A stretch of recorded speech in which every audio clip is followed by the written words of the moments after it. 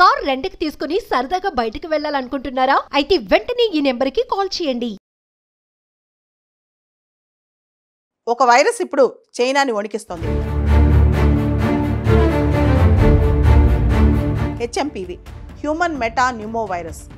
చైనాని వణికిస్తున్న ఈ వైరస్ ఇప్పుడు భారతదేశంలోకి పాకేసింది. బెంగళూరులో 8 months ఓల్డ్ బేబీ చిన్న పాపకి ఈ వైరస్ వచ్చినట్లు నిర్ధారణ అయిపోతోంది. దీనికి సంబంధించి కర్ణాటక ప్రభుత్వం కూడా సెంట్రల్ గవర్నమెంట్కి ఉత్తరం రాసిందంట.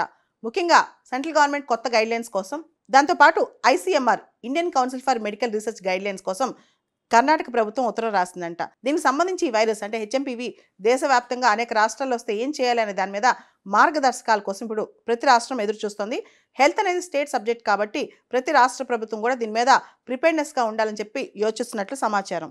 Chinese centre for disease control CDC ప్రకారం ఇది ఒక రెస్పిరేటరీ ఇల్నెస్ అంట. ఈ వైరస్ హెచ్ఎంపీవీ అనేది న్యూమోవైరిడే ఫ్యామిలీకి చెందింది మరియు మెటా న్యూమో వైరస్ జీనస్ అనమాట.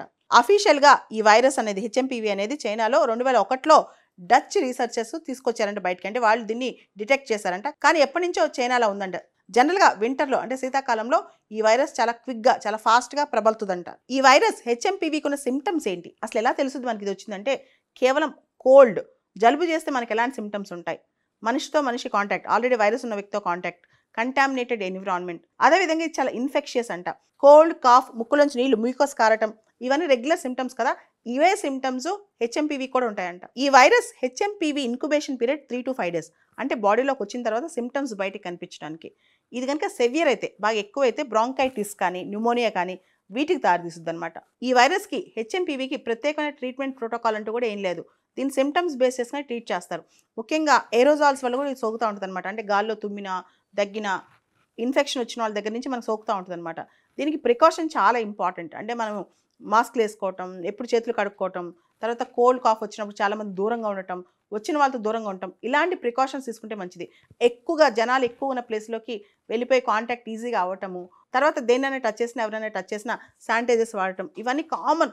మనం కోల్డ్కి వాడే ప్రికాషన్స్ అని దీనికి వాడాలి. ఎక్కువగా ఈ వైరస్ హెచ్ఎంపీవీకి వల్నరబుల్ ఎవరు అంటే, ఎవరికి ఎక్కువ సోకుద్దని, చిన్న పిల్లలు లేదా వృద్ధులు, తర్వాత ఇమ్యూనిటీ తక్కువ ఉన్నాళ్ళు, అంటే వ్యాధి నిరోధక శక్తి తక్కువ ఉన్నాళ్ళు, వీళ్ళకి ఫాస్ట్గా ఈ వైరస్ సోకుద్దంట. ల్యాండ్సెట్ గ్లోబల్ హెల్త్ రిపోర్ట్ 2021 ప్రకారం ఎవరైతే పిల్లలు, చిన్న పిల్లలు అండర్ 5 అనమాట, 5 సంవత్సరాల వయసు కంటే తక్కువ ఉన్న వాళ్ళు ఉంటారో, వాళ్ళు ఎవరికైతే ఎక్కువ రెస్పిరేటరీ ప్రాబ్లమ్స్ ఉంటాయో 1% మంది వాళ్ళలో ఈ హెచ్ఎంపీవీ అనే వైరస్ వల్లే ఎక్కువ చనిపోతుంటారంట. చైనా కూడా ఇప్పటికే ఆ దేశంలో ప్రబలుతున్న వైరస్ హెచ్ఎంపీవీకి సంబంధించి గైడ్లైన్స్ ఇచ్చింది.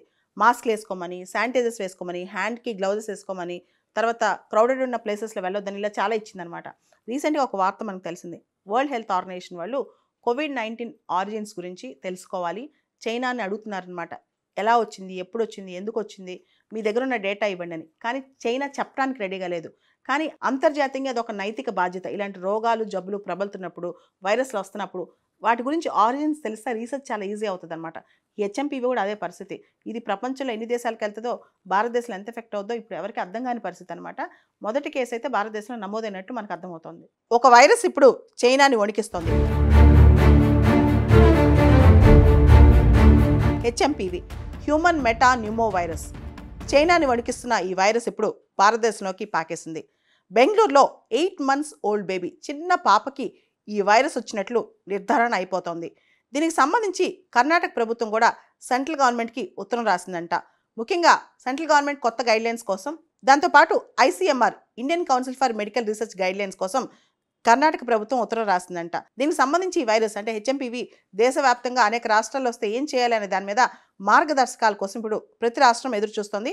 హెల్త్ అనేది స్టేట్ సబ్జెక్ట్ కాబట్టి ప్రతి రాష్ట్ర ప్రభుత్వం కూడా దీని మీద ప్రిపేర్నెస్గా ఉండాలని చెప్పి యోచిస్తున్నట్లు సమాచారం. Chinese centre for disease control CDC ప్రకారం ఇది ఒక రెస్పిరేటరీ ఇల్నెస్ అంట. ఈ వైరస్ హెచ్ఎంపీవీ అనేది న్యూమోవైరిడే ఫ్యామిలీకి చెందింది మరియు మెటా న్యూమో వైరస్ జీనస్ అనమాట. అఫీషియల్ గా ఈ వైరస్ అనేది హెచ్ఎంపీవీ అనేది చైనాలో 2001లో డచ్ రీసెర్చర్స్ తీసుకొచ్చారంట బయటకి. అంటే వాళ్ళు దీన్ని డిటెక్ట్ చేశారంట. కానీ ఎప్పటి నుంచో చైనాలో ఉందంట.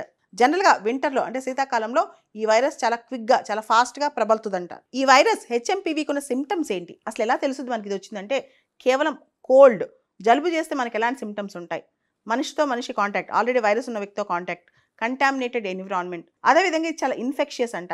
కోల్డ్, కాఫ్, ముక్కులోంచి నీళ్లు, మ్యూకస్ కారటం, ఇవన్నీ రెగ్యులర్ సిమ్టమ్స్ కదా. ఇవే సిమ్టమ్స్ హెచ్ఎంపీవీ కూడా ఉంటాయంట. ఈ virus HMPV incubation period 3 to 5 days, అంటే బాడీలోకి వచ్చిన తర్వాత సిమ్టమ్స్ బయటికి కనిపించడానికి. ఇది కనుక సెవియర్ అయితే, బాగా ఎక్కువైతే బ్రాంకైటిస్ కానీ న్యూమోనియా కానీ వీటికి దారితీస్తుంది అనమాట. ఈ వైరస్కి హెచ్ఎంపీవీకి ప్రత్యేకమైన ట్రీట్మెంట్ ప్రోటోకాల్ అంటూ కూడా ఏం లేదు. దీని సిమ్టమ్స్ బేస్ చేసుకుని ట్రీట్ చేస్తారు. ముఖ్యంగా ఏరోజాల్స్ వల్ల కూడా ఇది సోకుతూ ఉంటుంది అనమాట. అంటే గాల్లో తుమ్మినా దగ్గిన ఇన్ఫెక్షన్ వచ్చిన వాళ్ళ దగ్గర నుంచి మనకు సోకుతూ ఉంటుంది అనమాట. దీనికి ప్రికాషన్ చాలా ఇంపార్టెంట్. అంటే మనం మాస్క్లు వేసుకోవటం, ఎప్పుడు చేతులు కడుక్కోవటం, తర్వాత కోల్డ్ కాఫ్ వచ్చినప్పుడు చాలామంది దూరంగా ఉండటం, వచ్చిన వాళ్ళతో దూరంగా ఉండటం, ఇలాంటి ప్రికాషన్స్ తీసుకుంటే మంచిది. ఎక్కువగా జనాలు ఎక్కువ ఉన్న ప్లేస్లోకి వెళ్ళిపోయి కాంటాక్ట్ ఈజీగా అవ్వటము, తర్వాత దేన్నైనా టచ్ చేసినా ఎవరైనా టచ్ చేసినా శానిటైజర్స్ వాడటం, ఇవన్నీ కామన్. మనం కోల్డ్కి వాడే ప్రికాషన్స్ అని దీనికి వాడాలి. ఎక్కువగా ఈ వైరస్ హెచ్ఎంపీవీకి వల్నరబుల్ ఎవరు అంటే ఎవరికి ఎక్కువ సోకుద్దని, చిన్న పిల్లలు లేదా వృద్ధులు, తర్వాత ఇమ్యూనిటీ తక్కువ ఉన్నాళ్ళు, అంటే వ్యాధి నిరోధక శక్తి తక్కువ ఉన్నాళ్ళు, వీళ్ళకి ఫాస్ట్గా ఈ వైరస్ సోకుద్దంట. ల్యాన్సెట్ గ్లోబల్ హెల్త్ రిపోర్ట్ 2021 ప్రకారం ఎవరైతే పిల్లలు, చిన్న పిల్లలు అండర్ 5 అనమాట, 5 సంవత్సరాల వయసు కంటే తక్కువ ఉన్న వాళ్ళు ఉంటారో, వాళ్ళు ఎవరికైతే ఎక్కువ రెస్పిరేటరీ ప్రాబ్లమ్స్ ఉంటాయో 1% మంది వాళ్ళలో ఈ హెచ్ఎంపీవీ అనే వైరస్ వల్లే ఎక్కువ చనిపోతుంటారంట. చైనా కూడా ఇప్పటికే ఆ దేశంలో ప్రబలుతున్న వైరస్ హెచ్ఎంపీవీకి సంబంధించి గైడ్ లైన్స్ ఇచ్చింది.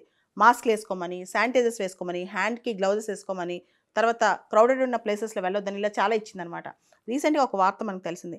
వరల్డ్ హెల్త్ ఆర్గనైజేషన్ వాళ్ళు COVID-19 ఆరిజిన్స్ గురించి తెలుసుకోవాలి, చైనాని అడుగుతున్నారనమాట.